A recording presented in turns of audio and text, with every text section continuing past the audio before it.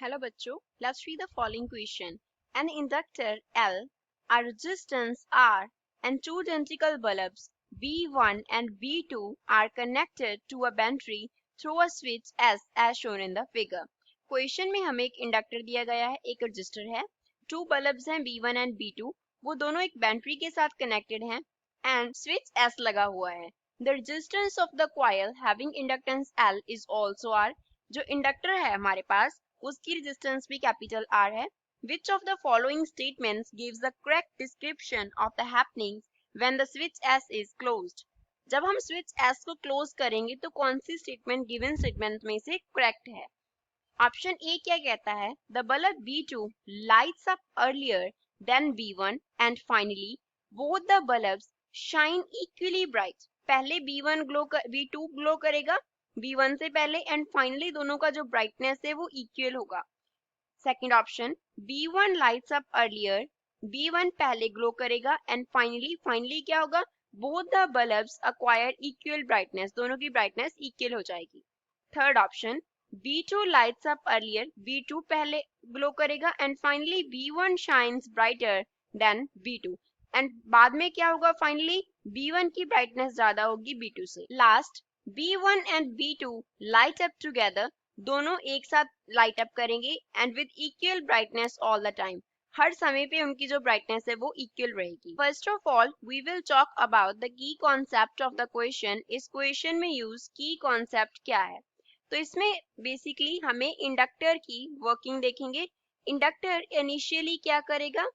Inductor initially behave करेगा, जब हम स्विच को क्लोज करेंगे तो इंडक्टर बिहेव करेगा एज ओपन स्विच, जैसे उसका जो स्विच है वो क्या हो? ओपन हो. एंड फाइनली जब हम स्विच को क्लोज रखेंगे धीरे धीरे क्या होगा? Inductor finally behave as closed switch, जैसे जो स्विच है वो क्या हो गया? क्लोज हो गया. तो इंडक्टर एक स्विच की तरह बिहेव कर रहा है इनिशियल एंड फाइनल पॉइंट्स पे, इनिशियली ओपन स्विच की तरह, फाइनली क्लोज स्विच की तरह. अब इस क्वेश्चन को सॉल्व करते हैं. अब मान लो ये हमने बैटरी ड्रॉ किया जो हमें क्वेश्चन में दिया गया है, यहाँ पे जो स्विच है उसको क्लोज कर दिया, यहाँ पे ये स्विच क्या हो गया? क्लोज हो गया. फर्स्ट जो हमारा ये वायर है इस पे यहाँ पे तो R रजिस्टर लगा हुआ है और यहाँ पे क्या लगा हुआ है? एक बल्ब लगा हुआ है, दैट इज बल्ब B2. तो जो बल्ब B1 है वो उसकी जो वायर है वो कैसे बनाएंगे? इंडक्टर तो ओपन स्विच की तरह हो गया, तो यहाँ पे ये स्विच ओपन हो गया.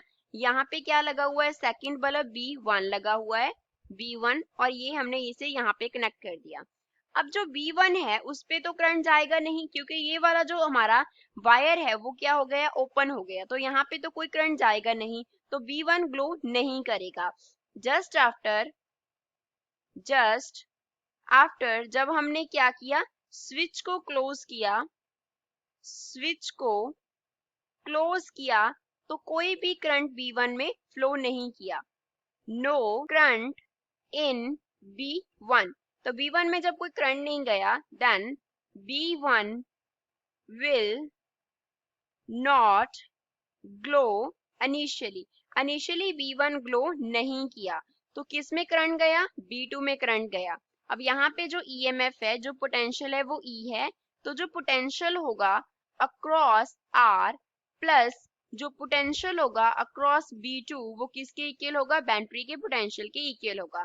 तो अब यहाँ से हम देख सकते हैं कि जो पोटेंशियल आ रहा है बल्ब B2 में वो किसके इक्वल है? जो बैटरी का पोटेंशियल है माइनस जो रजिस्टर का पोटेंशियल है, तो B2 का कुछ वैल्यू आ रहा है. तो कौन ग्लो करेगा? पहले B2 ग्लो करेगा. कौन ग्लो करेगा? B2 will glow. B2 glow किया तो इनिशियली B2 ग्लो करेगा, फाइनली इंडक्टर कैसे बिहेव करेगा? क्लोज स्विच की तरह.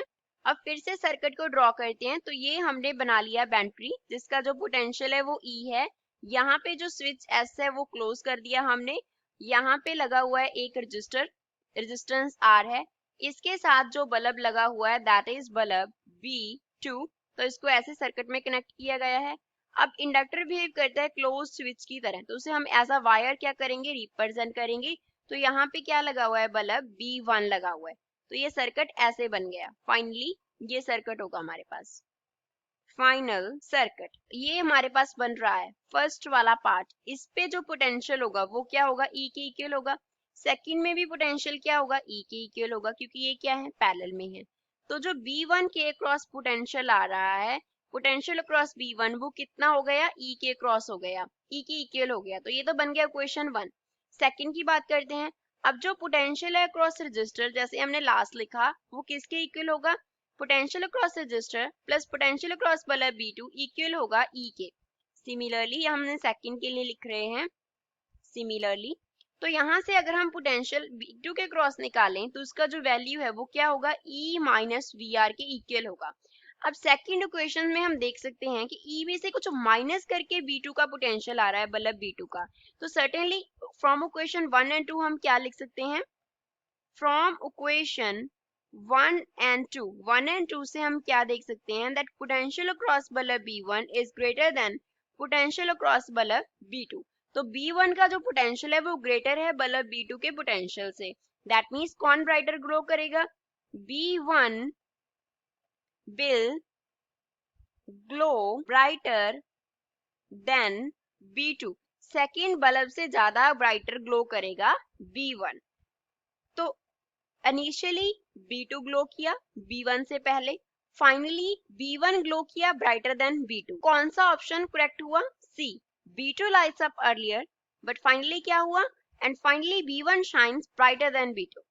So C is the correct answer for this question. I hope you understood well. Thanks.